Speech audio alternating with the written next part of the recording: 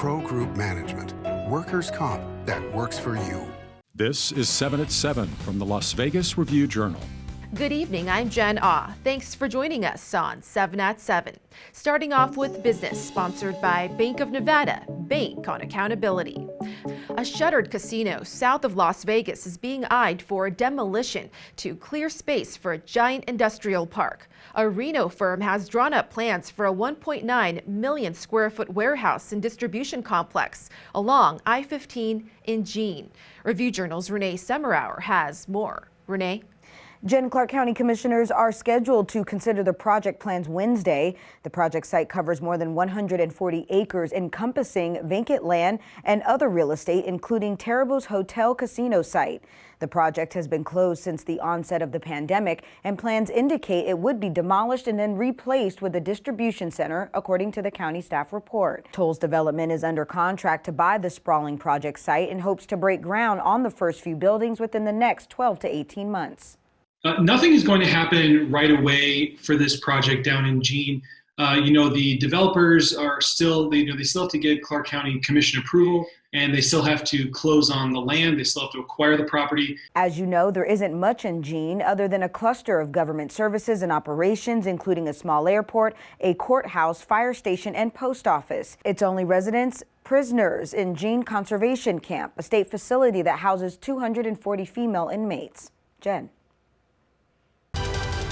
In more top stories, sponsored by Nevada Hand Silver Sky Assisted Living Community. Learn more at nevadahand.org.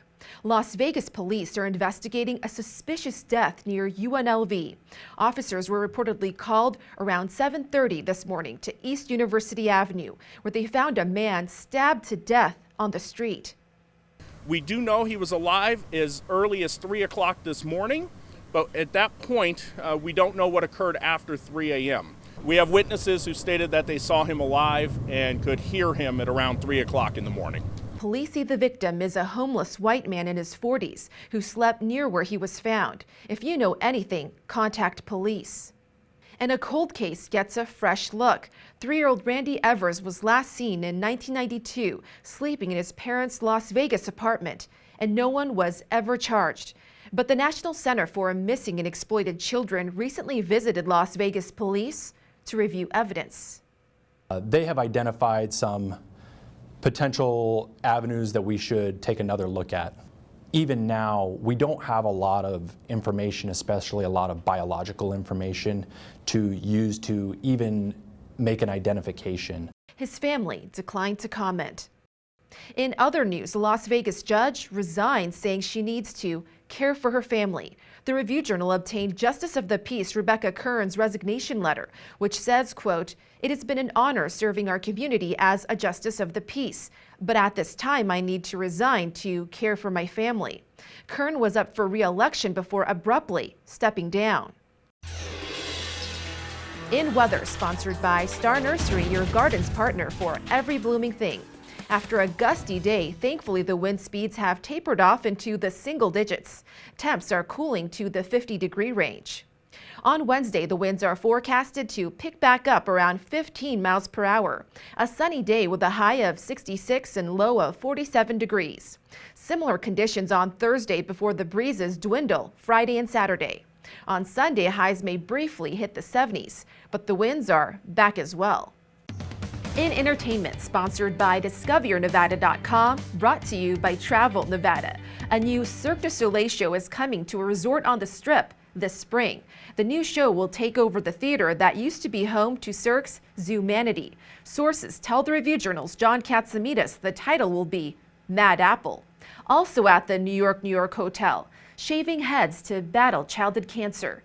The resort will host the 13th annual St. Baldrick's Day event on March 19th. To benefit the St. Baldrick's Foundation, which funds research on childhood cancers. To learn more, visit stbaldricks.org. In health, some critics were concerned lifting the mask mandate may slow the declining COVID numbers. So far, it doesn't look like that's the case. Clark County's 2-week moving average of new cases dropped from 529 to 460 today, and test positivity rate also decreased by 1.3% to 18.2. The 2-week moving average of daily deaths, though, did increase from 7 to 9. Sports brought to you by Station Casino's STN Sports. Download the app today. Raiders fans were able to show their love for Super Bowl winning coach John Madden one more time this week. Dubbed One More Night in Oakland, a celebration of John Madden, fans, family, and famous football figures from around the league came together at Ring Central Coliseum on Monday evening to honor the late Raiders coach. Even though the team has relocated to Las Vegas, both the Raiders and John Madden will always have ties to Oakland. He was the one who made us a undefeatable team, just a powerhouse in the league, and I really want us to treasure his memory and honor his memory by bringing that powerhouse back. Sports betting sponsored by Las Vegas Paiute Travel Smoke and Cigar Shop. Canada is a -210 favorite at the Westgate Superbook over the U.S. in the Olympic women's hockey gold medal game on Wednesday. The total is 5.5 with the under juice to -155. Canada is +140 to cover the -1.5 goal line. Canada beat the U.S. 4-2 in the preliminary round. In lifestyle, Las Vegas sportsbooks may see competition from Hawaii. A proposed bill would legalize gambling in the Aloha state. If passed, one company on the 9th island may have an edge. Boyd Gaming has quite a connection with the Hawaii market.